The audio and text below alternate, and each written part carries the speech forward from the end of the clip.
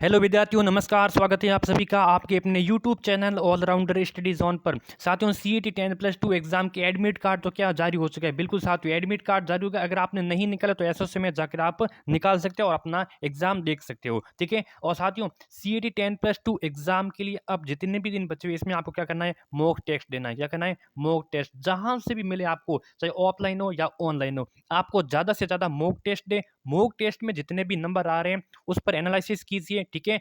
और जितना हो आप रिवीजन कीजिए। रिवीजन पर ज़्यादा से ज़्यादा मोस्ट इंपॉर्टेंट वही है। अब आपका जितने भी समय में कुछ पढ़ाएं उनका रिवीजन कीजिए। नया कुछ लेने की जरूरत नहीं है, क्योंकि आपको सिर्फ 40% ही लाना है। 40% यानी कि 120 नंबर ही लाना है। आपको स्कोर नहीं करना है, आपको स्कोर नहीं करना है। आप रिवीजन पर ज़्यादा से ज़्यादा ध्यान दें। जो भी आपने टॉपिक पढ़ा है, चाहे वो हिंदी का हो, चाहे वो इंग्लिश का हो, चाहे वो कला संस्कृति हो, चाहे वो हिस्ट्री हो, मतलब कोई भी हो, करंट अफेयर हो, आप उसको रिवीजन कीजिए। बस इस जो 5 से 6 दिनों में रिवीजन कीजिए। ठीक है। और क्लास की शुरुआत करते हैं। और अगर आप इस अब अगर आपने कुछ भी नहीं पढ़ा अभी तक, तो आप हमारे से कांटेक्ट कर सकते हो और पीडीएफ प्राप्त कर सकते हो, जिसमें बहुत ही अच्छी क्वालिटी के पीडीएफ नोट्स हैं। ठीक है। वो पढ़कर आप एक अच्छा खासा स्कोर कर सकते हो इसमें आपको सीईटी में। ठीक है। तो आज हम सॉल्व करेंगे Rajasthan GK plus India GK. ठीक है। प्लस साइंस के क्वेश्चंस। अगर आपको ये लेना है तो आप हमसे व्हाट्सअप से कांटेक्ट कर सकते हो। ठीक है। इसके आपको पीडीएफ भी मिलेगी। ठीक है। आप व्हाट्सअप से कांटेक्ट कर सकते हो, क्योंकि व्हाट्सअप ग्रुप बना हुआ है। साथियों, जो पीडीएफ की मैंने बात की, व्हाट्सअप ग्रुप बना हुआ है, वहाँ उसमें भी आप ज्वाइन हो सकते हो। ठीक है। तो आज हम क्या पढ़ेंगे, राजस्थान जीके। मैंने बताया राजस्थान जीके हैं, इंडिया जीके और साइंस के क्वेश्चन पढ़ेंगे। ठीक है। क्लास की शुरुआत करते हैं। पहला प्रश्न की, हल्दीघाटी का युद्ध किस नदी के तट पर हुआ था। बताइए, जो हल्दी का टिक्का युद्ध हुआ था किस नदी के तट पर हुआ था। अब आपको ऐसे बहुत प्रश्न पढ़ते हो कि हल्दी का युद्ध युद्ध हुआ था किसके और किसके मध्य हुआ था और कब हुआ था और कहाँ पे हुआ था। लेकिन क्या आ गया नया नया, ये आया कि किस नदी के तट पर हुआ था। ठीक है। जरूरी नहीं कि वो नदी बिल्कुल पास हो, तो थोड़ी बहुत भी दूर हो सकती है। ठीक है। तो हल्दी का टिक्का प्रसिद्ध युद्ध हुआ था, बनास नदी के तट पर हुआ था। ऑप्शन आपका राइट आंसर हो जाएगा। ठीक है। अगला प्रश्न है कि, हाँ, हल्दी का टिक्का युद्ध 18 जून 1576 ईस्वी में लड़ा गया था। मेवाड़ के महाराणा प्रताप और मुगल सम्राट अकबर के मध्य अकबर का सेनापति था मान सिंह ने इसका नेतृत्व किया था। ठीक है। चलिए, अगला प्रश्न, राणा सांगा ने मेवाड़ की गद्दी पर कब बैठा। राणा सांगा। ठीक है। राणा सांगा मेवाड़ की गद्दी पर कब बैठा। 1527 में, 1526 में, 1509 या फिर 1540। साथियों, बड़े बड़े जो भी शासक हैं, राणा सांगा हो गया, कुंभा हो गया, महाराणा प्रताप हो गया, इनका आपको जो शासन काल है, ठीक है, शासन काल में इनको भी आपको याद कर लेने, क्योंकि इनसे भी कभी कभी क्वेश्चंस पूछे जाते हैं। लेकिन जिनका रोल बहुत कम था इतिहास में, उनके नहीं पूछे जाते शासनकाल। ठीक है। तो राणा सांगा जो मेवाड़ की गद्दी पर बैठे थे, तो 1509 से लेके 1528 तक, 1509 से लेके 1528 तक। ठीक है। ऑप्शन सी हो जाएगा सही उत्तर आपका। अगला प्रश्न है कि राणा सांगा ने, हाँ, मेवाड़ में 1509 से 1528 तक शासन किया। बयाना का युद्ध साथियों, राणा सांगा और बाबर की सेना के मध्य हुआ था और बाबर की सेना को परास्त किया था। खानवा का युद्ध 1527 ईस्वी में बाबर विजयी रहा था इसमें, और राणा सांगा के मध्य यह युद्ध हुआ था। ये युद्ध दोनों बहुत ही इंपॉर्टेंट है। चित्तौड़गढ़ प्रमुखतः किस राज्य की राजधानी रहा था। चित्तौड़गढ़ मेवाड़ की, मारवाड़ की, ढूंढाड़ की, वागड़ की। तो सिंपल है, तो ये मेवाड़ की रहा था। ऑप्शन आपका A is the correct answer. Channel को सब्सक्राइब करके नोटिफिकेशन प्रेस पे ऑल पे क्लिक कर लीजिए। जंतर मंत्र क्या है। जंतर मंत्र एक म्यूजियम है, जादू विद्यालय है, भूल भुलैया या फिर वेदशाला। जंतर मंत्र कहाँ पे, टोटल कितनी जंतर मंत्र जिसका निर्माण सवाई जय सिंह ने करवाया था, तो टोटल 5 है। 5 राजस्थान में कितनी है, राजस्थान में एक है। कहाँ पर है, जयपुर में जंतर मंत्र। तो जंतर मंत्र क्या है, ये एक वेदशाला है। क्या है, वेदशाला है। अगला प्रश्न, जंतर मंत्र वेदशाला सवाई जय सिंह ने कहाँ पे, जयपुर में, उज्जैन में, मथुरा में, दिल्ली में, वाराणसी में। कितनी हो गई, ये 5 हो गई। पहली वेदशाला 1725 में दिल्ली में। ठीक है। पहली वेदशाला 1725 में दिल्ली में, और जो 1734 में जयपुर में जंतर मंत्र का निर्माण करवाया। जयपुर में कब, 1734 में। बाकी दिल्ली वाला आप याद रखो या न रखो, लेकिन जयपुर वाला जरूर याद रखना।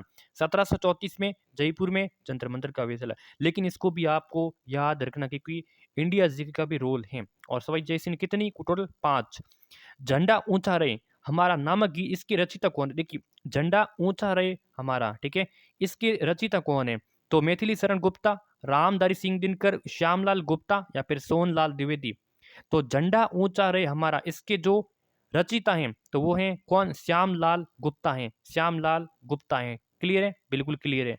चलिए अगला साथियों, संप सभा की स्थापना किसने की थी? मोतीलाल तेजावत ने, नानक जी भील ने, भोगीलाल पंड्या ने, या फिर गुरु गोविंद सिंह ने संप सभा की स्थापना? जल्दी से इसका आंसर बताइए साथियों। संप सभा की स्थापना अगर बात करें तो गुरु गोविंद सिंह ने 1883 ईस्वी में 1883 ईस्वी में संप सभा की स्थापना की थी। अगला प्रश्न है कि 1883 में संप सभा की स्थापना, राजस्थान हरिजन सेवा संघ की स्थापना कब हुई थी? राजस्थान हरिजन सेवा संघ की स्थापना 1932 में, 1938 में, 1940 या फिर 1942 में? साथियों हरिजन सेवा संघ की स्थापना तो 1932 यहाँ पे राइट ऑप्शन हो जाएगा। क्या हो जाएगा? 1932 आपका पहला ऑप्शन करेक्ट ऑप्शन हो जाएगा। ठीक है, अगला है कि पुरुषों के द्वारा कान में पहने जाने वाला जेवर का स्थानीय नाम क्या? साथियों पुरुषों के द्वारा कान में पहने जाने वाला जेवर का स्थानीय नाम तो मुर्की है, लूम जूम है, तिमन या फिर कोई नहीं है? तो बताइए, तो यहाँ पे हो जाएगा मुर्की। बिल्कुल, इसका कोई संबंध नहीं है, इसका कोई संबंध नहीं है, तो मुर्की हो जाएगा ऑप्शन से। मुर्की साथियों पुरुषों के द्वारा कान में पहने जाने वाला एक जेवर है। ठीक है, इनको स्थानीय स्थानीय भाषा में मुर्किया कहते हैं। कठपुतली नृत्य में प्रवीण जनजाति कौन सी है? तो कंजर है, कथोड़ी है, डामोर या फिर नट है? साथियों कठपुतली नृत्य होता है, इसके लिए कौन सी जनजाति है वो प्रवीण है, यानी कि एक्सपर्ट हैं। तो या तो आपको नट, ठीक है, या फिर इसको भाट बोलते हैं, नट या फिर भाट। ऑप्शन यहाँ पे डी करेक्ट। अगला क्वेश्चन से कि कौन सी नदी डूंगरपुर और बांसवाड़ा जिलों के बीच में सीमा बनाती है? साथियों डूंगरपुर और बांसवाड़ा के मध्य सीमा बनाने वाली नदी कौन सी है? तो साबरमती, चंबल, माही या फिर बनास? तो सभी को पता होना चाहिए कि तो दक्षिण क्षेत्र में, दक्षिण में वो नदी बहती है आपकी कौन सी? माही नदी 171 किलोमीटर राजस्थान में ये होकर गुजरती है। ठीक है, बांसवाड़ा से इसका जो प्रवेश है, फिर ये प्रतापगढ़ जाती है और फिर ये डूंगरपुर जाती है। ठीक है, चलिए अगला कौन सा हो जाएगा? सी आंसर करेक्ट है। अगला है कि डांगलैंड किसका भाग है? जो डांगलैंड है ये किसका भाग है? बोराट के पठार का, आबू पर्वत का, करौली पठार का, चित्तौड़गढ़ पठार का? डांगलैंड साथियों ये पूर्वी भाग है। कौन सा है? पूर्वी भाग है। तो पूर्वी भाग में यहाँ पे करौली पठार यहाँ पे सही उत्तर हो जाएगा। जो करौली क्षेत्र है ना, इसको डांगलैंड के भाग है। ठीक है, डांगलैंड जिसका किसका भाग है? तो करौली पठार का। ऑप्शन आपका सी। अगला प्रश्न है कि कायलाना झील का निर्माण किसने करवाया था? बताइए। तो अर्णोराज ने, तख्त सिंह ने, भीम सिंह ने, प्रताप सिंह ने? कायलाना झील कहाँ पे है? जोधपुर में। सभी को पता है, मैंने पहले भी ये क्वेश्चन कराया हुआ है। इसका जो निर्माण करवाया था प्रताप सिंह ने इसका निर्माण करवाया। ठीक है, बहुत इंपॉर्टेंट है, सॉरी प्रताप सिंह ने। D answer is the correct answer. अगला है कि कौन सा वृक्ष जंगल की ज्वाला के नाम से जाना जाता है? तो जंगल की ज्वाला के नाम से किसे जानते हैं? खेजड़ी को, नीम को, प्लास को, पीपल को? बताइए साथियों जंगल की ज्वाला के नाम से किसे जानते हैं? जंगल की ज्वाला के नाम से बताइए। तो जंगल की ज्वाला के नाम से किसे जानते हैं? तो प्लास को जानते हैं। यहाँ पे प्लास को जंगल की ज्वाला के नाम से। सी ऑप्शन आपका सही उत्तर। अगला प्रश्न है कि संतरा उत्पादन की दृष्टि से राजस्थान का जो नागपुर है वो किसे कहते हैं? तो गंगानगर को, बांसवाड़ा को, कोटा को, झालावाड़ को? संतरा उत्पादन की दृष्टि से राजस्थान का नागपुर किसे कहते हैं? साथियों राजस्थान का नागपुर कहते हैं, झालावाड़ को कहते हैं। किसको कहते हैं? झालावाड़ को कहते हैं। और ये संतरा उत्पादन की दृष्टि क्योंकि यहाँ पे संतरा होता है वो सर्वाधिक उत्पादित होता है, इसीलिए झालावाड़ को कहा जाता है। अगला प्रश्न है कि भाग्यम तेल का कुआं किस जिले में है? जो भाग्यम नामक तेल का कुआं है ये किस जिले में है? तो जयपुर में है, बाड़मेर में है, जोधपुर में या फिर कोटा में? इसका राइट आंसर क्या होगा? तो भाग्यम तेल का कुआं साथियों बाड़मेर में। कहाँ पे है? Barmer is the right option. ठीक है, भाग्यम तेल का कुआं बाड़मेर में हो जाएगा। बी उत्तर आपका सही। अगला प्रश्न राजस्थान में सबसे पहले 1964 में वनस्पति घी ये कहाँ स्थापित किया गया? सबसे पहले 1964 में वनस्पति घी का कारखाना कहाँ पे स्थापित किया गया? तो जयपुर, भीलवाड़ा, बारा या फिर उदयपुर? तो राइट ऑप्शन यहाँ पे हो जाएगा आपका कहाँ पे? भीलवाड़ा में। कहाँ पे? भीलवाड़ा में। ठीक है, क्लियर है। अगला सवाल, किस वर्ष राजस्थान ऊर्जा विकास अभिकरण यानी कि रेडा रेडा ठीक है, रेडा की स्थापना हुई थी? तो इसको मैं छोटा सा कर देता हूँ, छोटा कर देता हूँ। ठीक है, हाँ बताइए किस वर्ष राजस्थान ऊर्जा विकास अभिकरण यानी कि इसको शॉर्ट फॉर्म में रेडा कहते हैं? ठीक है, रेडा कहते हैं। बताइए। तो यहाँ पे ये इसकी स्थापना हुई थी 1985 ईस्वी में। 1985 ईस्वी में। ऑप्शन ए आपका सही उत्तर हो जाएगा। अगला क्वेश्चन से कि मुगल विरोधी कार्यवाही की दृष्टि से महाराणा प्रताप का पथ प्रदर्शक, आपको बताना है कि महाराणा प्रताप का पथ प्रदर्शक किसे माना जाता है साथियों? रावचंद्र सेन को, संग्राम सिंह को, उदय सिंह को, या फिर किसी को नहीं? तो रावचंद्र सेन, महाराणा प्रताप का जो पथ प्रदर्शक कहा जाता है रावचंद्र सेन को कहते हैं। ऑप्शन आपका ए हो जाएगा सही उत्तर। अगला क्वेश्चन से कि महाराणा प्रताप का दरबारी पंडित कौन था? इंपॉर्टेंट क्वेश्चन है। रामचरण था, चंद्रमौली मिश्रण, चंद्रधूर, या फिर चक्रपाणी मिश्र? साथियों महाराणा प्रताप का दरबारी पंडित था वो चक्रपाणी मिश्र था। कौन था? चक्रपाणी मिश्र। ऑप्शन यहाँ पे D is the correct option. अगला है कि महाराणा सूरजमल का अन्य नाम कौन सा था? तो नार सिंह था, सुजान सिंह था, रणजीत सिंह, या फिर रतन सिंह? साथियों महाराजा सूरजमल का अन्य नाम कौन सा था? सूरजमल का अन्य नाम था Sujan Singh. Surajmal, Sujan Singh. Option B is the correct answer. ठीक है, अगला क्वेश्चन, चलिए यहाँ पे क्वेश्चंस आपके जीके के कंप्लीट हो चुके हैं। अब आपको लेके चलते हैं इंडिया जीके एंड साइंस की ओर। चलिए साथियों, अब हम पढ़ते हैं इंडिया जीके, उसके बाद में पढ़ेंगे हमारा साइंस का पोर्शन। ठीक है, तो मंत्री परिषद का प्रमुख कौन होता है? तो पहला प्रश्न इंडिया जीके का है कि मंत्री परिषद होता है, इनका प्रमुख कौन होता है? तो स्पीकर होता है, यानी कि अध्यक्ष होता है, राष्ट्रपति होता है, गृह मंत्री होता है, या फिर प्रधानमंत्री होता है? तो जो मंत्री परिषद का प्रमुख होता है, मंत्री परिषद, सभी मंत्री का मंत्री परिषद का प्रमुख होता है, कौन होता है साथियों? प्रधानमंत्री होता है। कौन होता है? प्रधानमंत्री होता है। आपका ऑप्शन यहाँ पे डी हो जाएगा सही आंसर। ठीक है, प्रधानमंत्री बनने के लिए साथियों जो न्यूनतम आयु होती है वो 25 वर्ष होती है। कितनी होती है? 25 वर्ष होती है। और राष्ट्रपति के लिए साथियों 35 वर्ष होती है। कितनी होती है? 35 वर्ष होनी चाहिए। तो इसका जो राइट ऑप्शन हो जाएगा मुख्यमंत्री, प्रधानमंत्री। ठीक है, एक्सिस बैंक का मुख्यालय कहाँ पर स्थित है? अगला सवाल है कि एक्सिस बैंक का मुख्यालय कहाँ पे? लखनऊ में, कोलकाता में, दिल्ली में, या फिर मुंबई में? एक्सिस बैंक का मुख्यालय कहाँ पे है? तो एक्सिस बैंक का मुख्यालय कहाँ पे है? मुंबई आपका यहाँ पे सही ऑप्शन हो जाएगा। कहाँ पे है?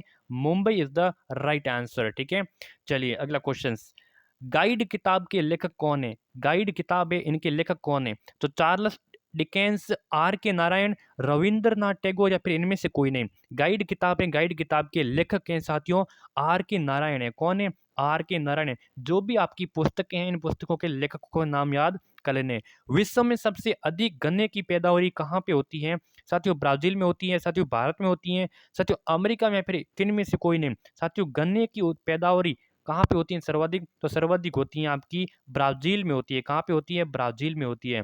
साथियों अगला सवाल है कि निम्न में से, ठीक है क्या है, निम्न में से राज्यसभा की अध्यक्षता कौन करता है? साथियों राष्ट्रपति करता है, प्रधानमंत्री करता है, उपराष्ट्रपति, या फिर राज्यपाल करता है? राज्यसभा की अध्यक्षता कौन करता है? राज्यसभा की अध्यक्षता साथियों करता है उपराष्ट्रपति करता है। कौन करता है? उपराष्ट्रपति करता है। ठीक है, साथियों उपराष्ट्रपति के लिए जो न्यूनतम आयु होती है वो 35 वर्ष होती है। कितनी होती है?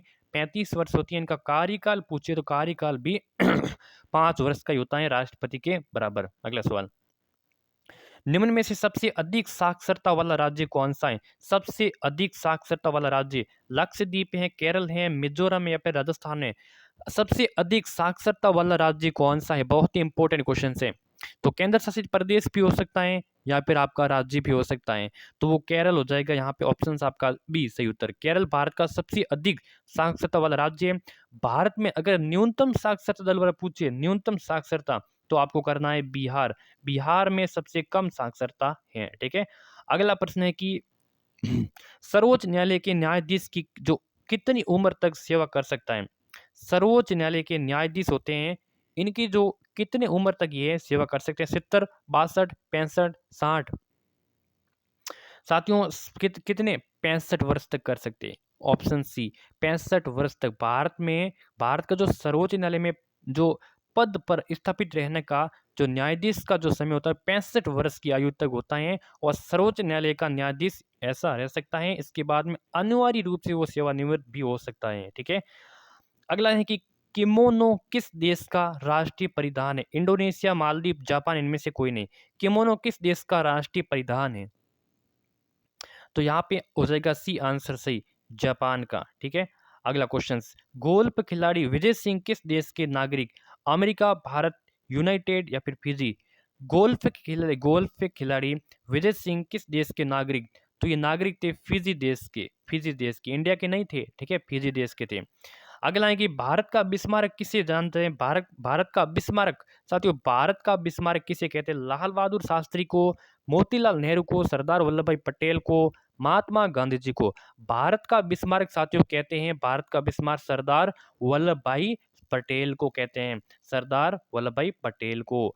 अगला क्वेश्चन है कि निम्नलिखित में से नोबेल पुरस्कार पाने वाले दूसरे भारतीय कौन थे? साथियों, नोबेल पुरस्कार पाने वाले दूसरे जो भारतीय थे वो कौन थे? तो रविंद्रनाथ टैगोर, सीवी रमन, कैलाश सत्यार्थी या फिर इनमें से कोई नहीं। तो नोबेल पुरस्कार पाने वाले दूसरे अगर भारतीय की बात करें तो यहाँ पे सीवी रमन आपका दूसरा ऑप्शन करेक्ट ऑप्शन हो जाएगा साथियों।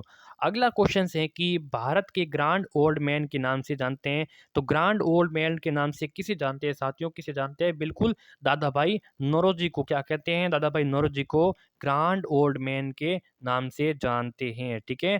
लाला लाजपत राय को पंजाब का केसरी कहते हैं। किसको साथियों? लाला लाजपत राय को पंजाब का केसरी कहा जाता है।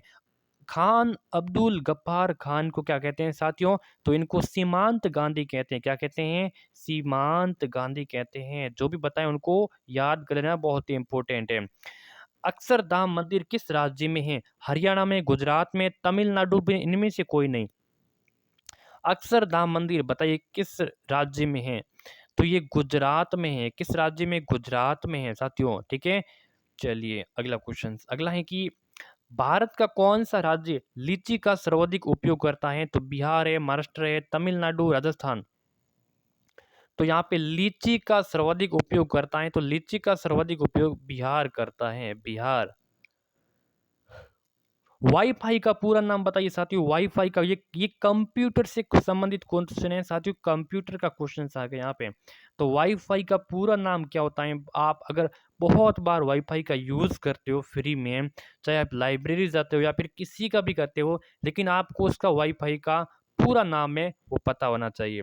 तो साथियों वायरलेस फिडेलिटीज का होता है, फुल फॉर्म होता है वायरलेस फिडेलिटीज। का आविष्कार की बात करें साथियों वाईफाई की, तो आविष्कार किया था जोहन ओ क्या सुलीवन, जोहन ओ सुलीवन कहते हैं ऐसा कुछ। ठीक है। चलिए अगला है कि सामान्य विज्ञान से संबंधित रहने अब आपके साइंस के क्वेश्चन आ गए। आलू किसका परिवर्तित रूप है? आलू किसका परिवर्तित रूप है? तो जड़ का, पत्ते का, फल का या फिर इनमें से कोई नहीं। तो आलू किसका है? तो आलू है तने का, लेकिन तना यहाँ पे नहीं है, तो जड़ का भी नहीं है, पत्ते का भी नहीं है, फल का भी नहीं है, तो आलू तो किसका है? तने का है ना, तने का है। तो डी आंसर यहाँ पे सही, क्योंकि इनमें से कोई नहीं। अब आलू है वो तने का है। ठीक है। भूमिगत तने का उदाहरण और कौन कौन से हो सकते हैं? एक तो आलू है, एक लहसुन है, हल्दी है, प्याज है और ओल है। ये किसके हैं? ये तने के भाग है, परिवर्तित रूप हैं। ठीक है। चलिए अगला सवाल है कि रेशम कीट का अध्ययन किस में किया जाता है? फ्लोरिकल्चर, सेरिकल्चर, एपीकल्चर, इनमें से कोई नहीं। तो रेशम कीट का जो अध्ययन किया जाता है ये सेरिकल्चर में किया जाता है। रेशम, रेस सेरी, रेस सेरी उल्टा हो जाएगा इसका बिल्कुल। ठीक है। अगला अगला प्रश्न है कि टंगस्टन का अयस्क होता है? तो वोल्फ्राइड, हेमेटाइड, बॉक्साइड, इनमें से कोई नहीं। टंगस्टन का जो अयस्क होता है, टंगस्टन का अयस्क होता है साथियों वोल्फ्राम होता है। क्या होता है? वोल्फ्राम होता है। ऑप्शन आपका ए करेक्ट हो जाएगा। निम्न में से किस सिद्धांत पर रॉकेट कार्य करता है? निम्न पर किस सिद्धांत पर रॉकेट कार्य करता है? तो न्यूटन का तृतीय नियम, आर्किमिडीज का सिद्धांत, न्यूटन का द्वितीय नियम, न्यूटन का प्रथम नियम। तो जो सिद्धांत है किस सिद्धांत पर कार्य करता है? निम्न किस सिद्धांत पर रॉकेट, रॉकेट क्या कौन सा सिद्धांत पर कार्य करता है? तो देखिए ये रॉकेट क्या करता है? क्रिया एवं प्रतिक्रिया करता है। ठीक है, प्रतिक्रिया करता है। ठीक है, जैसे ही रॉकेट ऊपर गया धुआं है वो नीचे की ओर जाता है। तो ये न्यूटन का तीसरा नियम होता है जो कहता है कि क्रिया एवं प्रतिक्रिया। ठीक है, तो तृतीय नियम यहाँ पे हो जाएगा।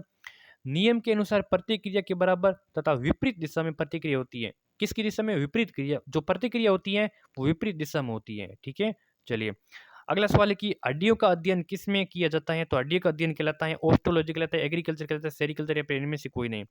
हड्डियों का अध्ययन किस में किया जाता है? हड्डियों का अध्ययन किया जाता है osteology, osteology. Option A is the correct answer. अगला है कि ध्वनि स्तर को मापा जाता है? तो कैंडेला से, हर्ट्ज से, डेसिबल से, बैरोमीटर से। तो ध्वनि स्तर को किस प्रकार से मापा जा सकता है? तो डेसिबल के द्वारा मापा जाता है। आपका सी उत्तर इज द करेक्ट आंसर हो जाएगा। ध्वनि स्तर को डेसिबल डीबी नामक इकाई से मापा जाता है। ध्वनि मापने वाले यंत्र को क्या कहते हैं? तो उसको कहते हैं ऑडियोमीटर कहते हैं। मनुष्य के द्वारा ध्वनि के सुनने की क्षमता का मापने वाला यंत्र होता है ऑडियोमीटर, ठीक है। निम्न में से अमीबा में जनन प्रक्रिया होनी चाहिए? द्विखंडन, बहुखंडन, मुकुलन, कोई नहीं। तो होनी चाहिए द्विखंडन। कहाँ पे? ऑप्शन ए में द्विखंडन होनी चाहिए, ठीक है। अगला क्वेश्चन, इंसुलिन हार्मोन की कमी से कौन सा रोग होता है? क्षय रोग, मधुमेह, हैजा, एड्स। इंसुलिन हार्मोन की कमी से कौन सा रोग होता है? ठीक है, तो बताइए। तो मधुमेह रोग होता है। कौन सा होता है? मधुमेह। ऑप्शन बी सही आंसर। अगला है कि एलपीजी गैस के रिसाव का पता लगाने के लिए निम्न में से किसका उपयोग किया जाता है? एलपीजी गैस के रिसाव का पता लगाने के लिए किसका उपयोग किया जाता है? तो ये उपयोग करते हैं एथिल एथिल मर्केप्टन। ऑप्शन यहाँ पे B is the correct option, ठीक है। अगला क्वेश्चन, अगला है कि सल्फ्यूरिक अम्ल का रासायनिक सूत्र बताना है। साथियों, सल्फ्यूरिक अम्ल का रासायनिक सूत्र बताना है। ऑप्शंस आपके सामने है, तो राइट ऑप्शन यहाँ पे हो जाएगा आपका H2SO4। H2SO4 सल्फ्यूरिक अम्ल का रासायनिक क्या है? सूत्र है। अगला प्रश्न है कि निम्न में से ग्रेफाइट किसका अपर रूप है? जिंक का, सोडियम का, फास्फोरस का या फिर कार्बन का? ग्रेफाइट किसका अपर रूप है? तो ये कार्बन का अपर रूप है। किसका है? कार्बन का। D answer correct. अगला है कि ध्वनि ऊर्जा को विद्युत ऊर्जा में कौन बदलता है? लाउड स्पीकर, माइक्रोफोन, डायनामो, इनमें से कोई नहीं। ध्वनि ऊर्जा को विद्युत ऊर्जा में कौन बदलता है?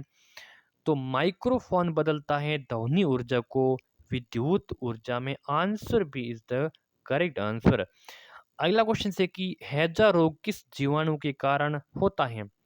हैजा रोग होता है किस जीवाणु के कारण होता है?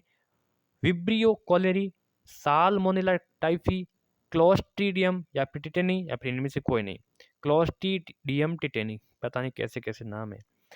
हैजा रोग किस जीवाणु के कारण होता है? तो हैजा रोग होता है विब्रियो कॉलेरू के द्वारा। ऑप्शन यहाँ पे ए आपका सही उत्तर। अगला क्वेश्चन है कि लोहे पर भाप की अभिक्रिया से कौन सा गैस उत्पन्न होता है? लोहे पर भाप की अभिक्रिया से जो गैस उत्पन्न होता है, हाइड्रोजन गैस, ऑक्सीजन, अमोनिया, इनमें से कोई नहीं। तो हाइड्रोजन गैस यहाँ पे ए ऑप्शन आपका सही उत्तर हो जाएगा। अवश्रव्य तरंगों की आवृत्ति होती है 20 हर्ट्ज से नीचे होती है या फिर 20,000 हर्ट्ज से ऊपर होती है या फिर इसके नीचे कुछ ऑप्शंस और हैं वो होती हैं। तो यहाँ पे अगर बात करें तो अवश्रव्य होती है 20,000 हर्ट्ज से नीचे ही होती है, इसीलिए हमें नीचे वाले ऑप्शंस में जाने की ज़रूरत नहीं है।